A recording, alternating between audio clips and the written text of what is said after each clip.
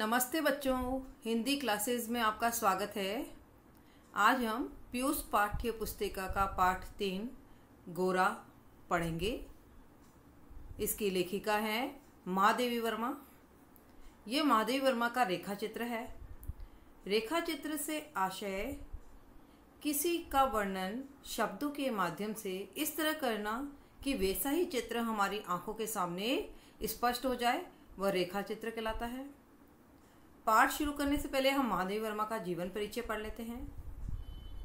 महादेवी वर्मा का जन्म 1907 ईस्वी में हुआ था और इनकी मृत्यु 1987 ईस्वी में हुई।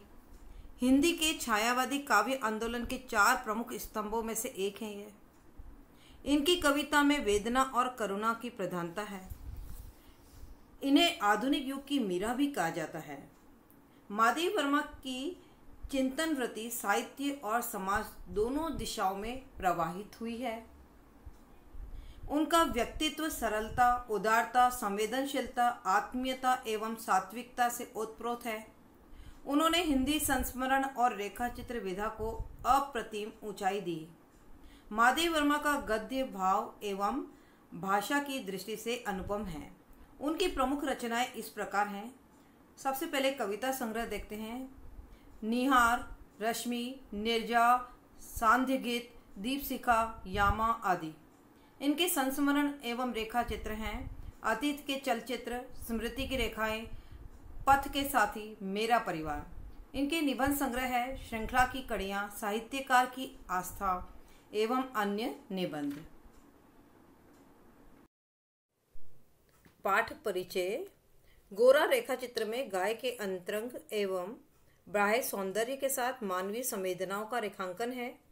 इसमें गाय का घर में आगमन, स्वागत, लेखिका के ममत्व, रोचक वातावरण एवं गाय के प्रेम को कलात्मक ढंग से प्रस्तुत किया गया है। गोरा गाय के स्वभाव एवं क्रियाकलापों के अंकन में लेखिका ने चित्रात्मक भाषा, बिंब प्रधान शैली और प्रतीकात्मक शिल्प का प्रयोग किया है। अंतिम वाक्य, आह मेरा गोपालक देश, संपूर्ण रेखा चित्र का एक मार्मिक कथन है जिसमें लेखिका की ममता उमड़ पड़ती है तो मानवीय संवेदना भी तड़प उठती है। पाठ शुरू करने से पहले मैं गोरा पाठ का सारांश आपको समझा देती हूँ। गोरा एक गाय थी जो महादेवी वर्मा के बहन के घर बड़े लाड़ प्यार से पली थी। महादेवी वर्मा ने अपने घर पर कई पशु पक्षी पाल रखे थे। महादेवी वर्मा की बहन ने गोरा गाय की उपयोगिता महादेवी वर्मा को बताई, जो महादेवी वर्मा को उचित लगी और गोरा गाय के शारीरिक सौंदर्य ने भी महादेवी वर्मा को बहुत प्रभावित किया, जिसके कारण महादेवी वर्मा ने अपनी बहन के कहने पर गोरा गाय को पालने का निश्चय किया। जब गोरा गाय को महादेवी के घर लाया गया तब उसका भव्य स्वागत हुआ। उसे तिलक लगाया गया, माला पहनाई गई, उसकी आरती उतारी गई और उसका नाम गोरांगिनी अर्थात गोरा रखा गया। उसकी काली और बड़ी आंखें लोगों को बहुत आकर्षित करती थी। उसकी आंखों से उसकी खुशी, दुख, उदासीनता, व्याकुलता आदि भावों का पता लग जाता था। महादेवी वर्मा ने अपने घर में अन्य पशु पक्षी भी पाल रखे थे। गोरा बहुत ही जल्दी सभी से हिल मिल गई। वह सभी को उनके आवाज़, उनके पैरों की आहट से भी पहचान जाते थे। 1 वर्ष बाद गोरा ने लाल रंग के बछड़े को जन्म दिया, जिसका नाम लालमणि रखा गया। बछड़े को जन्म देने के बाद गोरा अधिक मात्रा में दूध देने लगी। उसके बछड़े के लिए दूध पर्याप्त छोड़ने के बाद महादेवी वर्मा बचा हुआ दूध अपने पालतू पशु पक्षी को पिला देती थी। अब गोरा के दूध को दूहने की समस्या सामने आई। महादेवी वर्मा के यहाँ पर जो शहरी नौकर थे वह दूध दोहना नहीं जानते थे। गोरा से पहले जो ग्वाला लेखिका के यहाँ दूध देता था उसे ही दूध निकालने के लिए महादेवी वर्मा ने अपने यहाँ पर नियुक्त कर लिया। 2-3 महीने बाद गोरा ने जब दाना चारा खाना कम कर दिया और दिन पर दिन वह कमज़ोर होने लगी, तब लेखिका ने उसे डॉक्टर को दिखाया तो पता चला कि इसके खाने के साथ शरीर में सुई चली गई है, जो अब उसके हृदय को भेद देगी है ना, और उसकी मृत्यु हो जाएगी। तब लेखिका को बहुत दुख हुआ और लेखिका को आश्चर्य भी हुआ कि ऐसा कैसे हुआ। वह तो उसे जो भी दाना चारा देती थी देख कर देती थी। तब लेखिका को किसी ने बताया कि चारे के साथ गई हुई सुई तो उसके मुंह में ही चुभ कर रह जाती है ना, शरीर में नहीं उतरती। तो किसी ने, हो सकता है किसी ने उसे गुड़ के बीच में सुई रखकर खिलाई होगी। प्राय ऐसा होता है कि जिन घरों में ग्वालों से दूध अधिक मात्रा में लिया जाता है और वहाँ पर यदि कोई गाय रख ली जाए और उसका दूध उस घर में जाना बंद हो जाए तो वे अक्सर गुड़ के अंदर सुई रखकर और उस गाय को खिला देते हैं, जिससे थोड़े समय बाद गाय की मृत्यु हो जाती है और उसका दूध उस घर में फिर से शुरू हो जाता है। अब यह सत्य सबके सामने जब आया तब वह ग्वाला जो है उसको लगा कि अब सभी लोग मुझ पर शक करेंगे, तो वह ग्वाला लेखिका के घर से गायब हो गया। तब लेखिका को पूर्ण विश्वास हो गया कि यह कार्य जो है वो उस ग्वाले का ही किया हुआ है, किंतु लेखिका के पास कोई सबूत नहीं थे और इसीलिए सबूतों के अभाव में उस ग्वाले पर कोई भी कार्यवाही नहीं की गई। अब गोरा का मृत्यु से संघर्ष प्रारंभ हो गया। डॉक्टर के कहने के अनुसार उसे रोज सेब का रस पिलाया जाता, क्योंकि सेब का रस अत्यधिक उसमें कैल्शियम होता है। डॉक्टर ने कहा कि सेब का रस पिलाया जाएगा तो उसके सुई के ऊपर वह जमता जाएगा, जिससे उसे कष्ट और पीड़ा कम होगी। तो रोज उसे सेब का रस पिलाया जाता, बड़े बड़े इंजेक्शन लगाए जाते। गोरा अंदर और बाहर दोनों ही चुभन को सह रही थी। कभी कभी उसकी आंखों से दर्द के मारे आंसू आ जाते थे। माँ देवी उसके पास जाती तो वह अपनी गर्दन उनके कंधे पर रख देती। लालमणि को तो अपनी माँ की बीमारी का पता ही नहीं था। उसे दूसरी गाय का दूध पिलाया जाता और कभी कभी तो लालमणि सिर मार मार कर माँ को उठाने का प्रयास करता। जब गोरा की आंखों की चमक धीरे धीरे कम होने लगी और सेब का रस भी अब उसके गले से नीचे नहीं उतर रहा था, तब माँ देवी वर्मा को उसके अंत समय का अनुमान हो गया। वे चाहती थी कि अंत समय में वे गोरा के पास ही रहे, इसीलिए वह रात को भी उठ कर उसे देखने जाती। एक दिन सुबह 4 बजे वे उसके पास गई, तब गोरा ने अपना सिर हमेशा की तरह उनके कंधे पर रखा और वह पत्थर जैसा भारी होकर जमीन पर खिसक गया। तब लेखिका समझ गई कि गोरा की मृत्यु हो चुकी है। जब गोरा को ले जाया जा रहा था तब लेखिका के मन में भाव उठा, आहा मेरा गोपालक देश, अर्थात जिस देश में गायों को पाला जाता है, पूजा जाता है, माँ के समान समझा जाता है, जिस देश में कृष्ण गाय चराते थे, उस देश में कुछ लोग स्वार्थवश गाय की इस तरह निर्ममता पूर्वक हत्या कर देते हैं। इस बात का महादेवी वर्मा को अत्यंत दुख हुआ।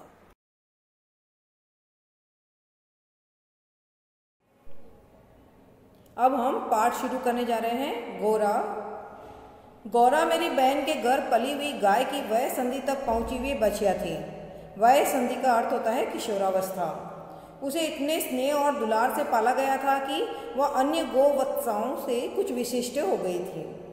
बहन ने एक दिन कहा, तुम इतने पशु पक्षी पाला करती हो, एक गाय क्यों नहीं पाल लेती जिसका कुछ उपयोग हो। वास्तव में मेरी छोटी बहन श्यामा अपनी लौकिक बुद्धि में मुझसे बहुत बड़ी थी। लौकिक बुद्धि का अर्थ होता है सांसारिक ज्ञान या व्यवहारिक ज्ञान, और बचपन से उनकी कर्म निष्ठा तथा व्यवहार कुशलता की बहुत प्रशंसा होती रही है, विशेषतः मेरी तुलना में। अब लेखिका कह रही है कि मेरी बहन मेरे पास आई और उसने कहा कि आप इतने पशु पक्षी पालते हैं, एक गाय क्यों नहीं पाल लेते, उसका कितना उपयोग है। और लेखिका कहती है कि मेरी छोटी बहन श्यामा जो है वह व्यवहारिक ज्ञान में मुझसे बहुत अधिक बड़ी है और बचपन से ही वह कर्मनिष्ठ और व्यवहार कुशल रही है और परिवार में सदैव उसकी प्रशंसा होती थी। यदि वे आत्मविश्वास के साथ कुछ कहती है तो उनका विचार संक्रामक रोग के समान सुनने वाले को तत्काल प्रभावित करता है। लेखिका कह रही कि मेरी बहन जो है वह आत्मविश्वास के साथ यदि किसी को कुछ कहती है तो उनकी बातों का प्रभाव सुनने वालों पर अवश्य पड़ता है। आश्चर्य नहीं, उस दिन उनके उपयोगितावाद संबंधी भाषण ने मुझे इतना अधिक प्रभावित किया कि तत्काल उस सुझाव का कार्यान्वयन आवश्यक हो गया। अर्थात महादेव वर्मा की बहन ने जब महादेव वर्मा को गाय की उपयोगिता संबंधी बातें बताई और उनकी इन बातों ने महादेव वर्मा को इतना अधिक प्रभावित किया कि महादेव वर्मा ने तत्काल उस सुझाव का कार्यान्वयन महादेव वर्मा के लिए आवश्यक हो गया। कार्यान्वयन का अर्थ होता है कार्य किया जाना। वैसे खाद्य की किसी भी समस्या के समाधान के लिए पशु पक्षी पालना मुझे कभी नहीं रुचा। लेखिका कह रही है कि खाद्य की समस्या के समाधान के लिए मैंने कभी भी पशु पक्षी को पालना मुझे अच्छा नहीं लगा। रुचा का मतलब होता है अच्छा लगना। मैंने अपने उपयोग के लिए कभी भी पशु पक्षी को नहीं पाला। बकरी, कुक्कुट का होता है कि मुर्गा, मछली आदि पालने के मूल उद्देश्य का ध्यान आते ही मेरा मन विद्रोह करने लगता है। अब लेखिका कह रही है कि जो लोग बकरी, मुर्गा, मछली आदि पशुओं को अपने खाद्य समस्या के समाधान के लिए पालते हैं और उनका जब ये उद्देश्य मेरे ध्यान में आता है तो मेरा मन विद्रोह करने लगता है। पर उस दिन मैंने ध्यानपूर्वक गोरा को देखा। पुष्ट लचीले पैर, भरे पुट्ठे, चिकनी भरी हुई पीठ, लंबी सुडौल गर्दन, निकलते हुए छोटे छोटे सिंग, भीतर की लालिमा की झलक देते हुए कमल की दो अर्ध खुली पंखुड़ियों जैसे कान, लंबी और अंतिम छोर पर काले सघन चामर का स्मरण दिलाने वाली पूंछ। सघन चामर का अर्थ होता है घने चंवर के समान पूंछ, सब कुछ सांचे में ढला हुआ। गाय को मानो इटालियन मार्बल से तराश कर उस पर ओप दी गई हो। अब देखिए, गोरा गाय जो एकदम सफ़ेद थी, दिखने में इतनी सुंदर थी। ये पूरा गोरा गाय का रेखा चित्र है। उसके शारीरिक बनावट का जिस तरह से वर्णन किया गया वैसा ही चित्र हमारी आंखों के सामने उभर कर आ जाता है। वह रेखा चित्र कहलाता है, अर्थात शब्द चित्र कहलाता है। और गाय को इटालियन मार्बल का अर्थ होता है संगमरमर का पत्थर, ओक का अर्थ होता है चमक, अर्थात सफ़ेद रंग की गोरा गाय को देखकर ऐसा लगता है लेखिका को कि मानो जैसे संगमरमर के पत्थर को तराश कर और उस पर चमक दी गई हो। स्वस्थ पशु के रोमों की सफ़ेदी में एक विशेष चमक होती है। जो पशु स्वस्थ होता है उसके बालों में एक विशेष चमक होती है। गोरा की उज्ज्वलता देखकर ऐसा लगा मानो उसके रोमों पर अभ्रक का चूर्ण मल दिया। अभ्रक क्या होता है? एक तरह का चमकीला पदार्थ होता है जिसके कारण जिधर आलोक पड़ता, आलोक का अर्थ होता है प्रकाश, उधर विशेष चमक उत्पन्न हो जाती। अर्थात गोरा जो एक स्वस्थ हष्टपुष्ट गाय थी और उसके ऊपर जब प्रकाश पड़ता तब एक विशेष चमक उत्पन्न हो जाते थे। गोरा को देखते ही मेरी पालने के संबंध में दुविधा निश्चय में बदल गई। लेखिका के मन में दुविधा क्या थी? गोरा को पालने को लेकर, गोरा को पालने को लेकर लेखिका के मन में दुविधा थी कि लेखिका ने कभी भी अपने उपयोग के लिए कभी भी पशु पक्षी को पालना उचित नहीं माना, किंतु गोरा गाय को पालने को लेकर यही उनके मन में दुविधा थी कि उसे पालना चाहिए या नहीं। किंतु जब उसके शारीरिक सौंदर्य को देखा तो लेखिका इतनी प्रभावित हुई कि उसकी जो दुविधा थी अब वह निश्चय में बदल गई और उन्होंने गोरा गाय को पालने का निश्चय कर लिया। गाय जब मेरे बंगले पर पहुंची तब मेरे परिचितों और परिचारकों, परिचारक का अर्थ होता है सेवक, में श्रद्धा का ज्वार सा उमड़ आया। उसे लाल सफ़ेद गुलाबों की माला पहनाई गई, केसर रोली का बड़ा सा टीका लगाया गया, घी का चौमुखा दिया जलाकर आरती उतारी गई और उसे दही पेड़ा खिलाया गया। उसका नामकरण हुआ गोरांगिनी या गोरा। पता नहीं इस पूजा अर्चना का उस पर क्या प्रभाव पड़ा, परंतु वह बहुत प्रसन्न जान पड़ी। उसकी बड़ी चमकीली और काली आंखों में जब आरती के दिए की लो प्रतिफलित होकर झिलमिलाने लगी तब कई दियों का भ्रम होने लगा। जान पड़ा जैसे रात में काली दिखने वाली लहर पर किसी ने कई दिए प्रवाहित कर दिए हैं। देखिए, इसमें बताया कि जब गोरा को महादेव वर्मा के घर पर लाया गया तब उसका भव्य स्वागत हुआ। उसे लाल सफ़ेद गुलाबों की माला पहनाई गई, केसर रोली का उसे टीका लगाया और घी का दीपक जलाकर उसकी आरती उतारी गई और उसे दही पेड़ा खिलाया गया और उसका नामकरण भी किया गया। अब ये सब कुछ देखकर गोरा की आंखों में प्रसन्नता की झलक दिखाई दे रही थी। उसकी काली चमकीली आंखें जो थी उसमें दीपक की लौ का प्रतिफलित का अर्थ होता है प्रतिबिंबित, अर्थात दीपक की लौ प्रतिबिंबित होकर झिल मिला रही थी। तो ऐसी लग रही थी मानो जैसे रात में काली दिखने वाली लहर पर किसी ने कई दिए जो है वह प्रवाहित कर दिए, अर्थात बहा दिए हैं। गोरा वास्तव में बहुत प्रिय दर्शन थी। विशेषतः उसकी काली बिल्लोरी आंखों का तरल सौंदर्य तो दृष्टि को बांधकर स्थिर कर देता था। बिल्लोरी का अर्थ होता है बड़ी बड़ी चमकदार, दृष्टि का अर्थ होता है नजर। चौड़े उज्जवल माथे और लंबे तथा सांचे में ढले हुए से मुख पर आंखें बर्फ में नीचे जल के कुंडों के समान लगती थी। उनमें एक अनोखा विश्वास का भाव रहता था। गाय के नेत्रों में हिरण के नेत्रों जैसा चकित विस्मय न होकर एक आत्मीय विश्वास ही रहता है।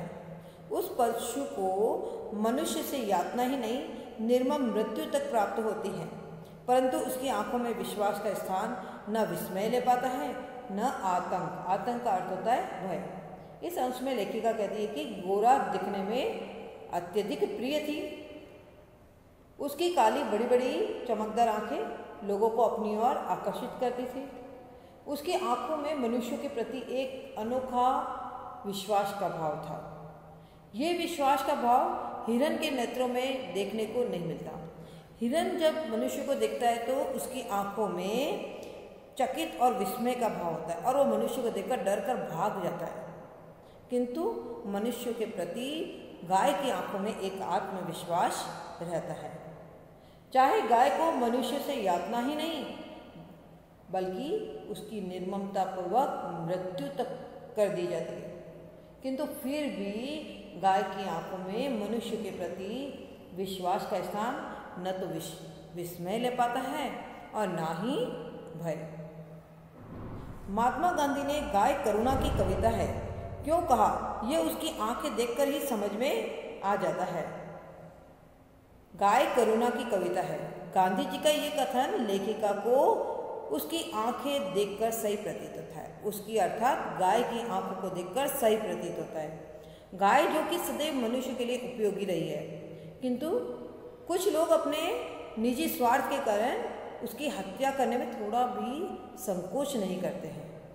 फिर भी गाय की आंखों में मनुष्य के प्रति सहज विश्वास का भाव दिखाई देता है। गाय के जीवन को देखकर लगता है कि जैसे हमारे सामने साक्षात कोई करुण रस की मूर्ति हो और उसे देखकर हमारे मन में करुणा के भाव जागृत हो जाते हैं। इसीलिए महात्मा गांधी ने गाय करुणा की कविता है कहा होगा। गोरा की अलस मंथर गति से तुलना करने योग्य कम वस्तुएं हैं। अलस का अर्थ होता है आलस या शिथिल, मंथर का अर्थ होता है धीरे।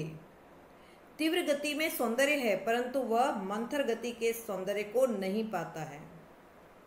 बाण की तीव्र गति क्षण भर के लिए दृष्टि में चकाचौंध उत्पन्न कर सकती है, परंतु मंद समीर से फूल का अपने वृंत पर होले होले हिलना दृष्टि का उत्सव है।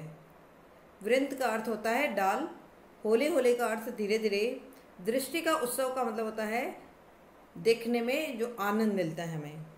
तो यहाँ बताया कि गोरा की चाल के बारे में बताया कि वह धीरे धीरे गति से चलती है।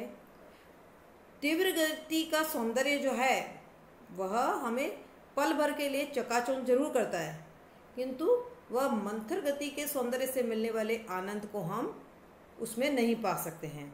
जैसे उदाहरण बताया है कि बाण जो हमारी आंखों के सामने तीव्र गति से निकल जाता है तो क्षण भर के लिए हमारी आंखों को चकाचौंध कर देता है ना। वो आनंद जो हमको मिलता है वो क्षणिक होता है, परंतु मंद समीर का अर्थ होता है धीरे धीरे जो हवाएं चलती है और फूल अपनी डाल पर जब हिलते हैं धीरे धीरे और उसे देखकर जो आनंद मिलता है वो आनंद लंबे समय तक रहता है। तो यहाँ पर बताया है कि गोरा जो धीमे धीमे गति से चलती थी उसकी चाल को देखकर जो आनंद मिलता था वह भी उस फूलों के समान मिलने वाले आनंद के समान था। कुछ ही दिनों में यह सबसे इतनी हिल मिल गई कि अन्य पशु पक्षी उसकी लघुता और उसकी विशालता का अंतर भूल गए। कुत्ते बिल्ली उसके पेट के नीचे और पैरों के बीच में खेलने लगे। पक्षी उसकी पीठ और माथे पर बैठकर उसके कान तथा आंखें खुजालने लगे। वह भी स्थिर खड़ी रहकर और आंखें मूंदकर मानो उनके संपर्क सुख की अनुभूति में खो जाती थी। अब महादेव वर्मा ने अपने घर में और भी पशु पक्षी पाल रखे थे और गोरा गाय जो है सभी से बहुत जल्दी हिल मिल गई।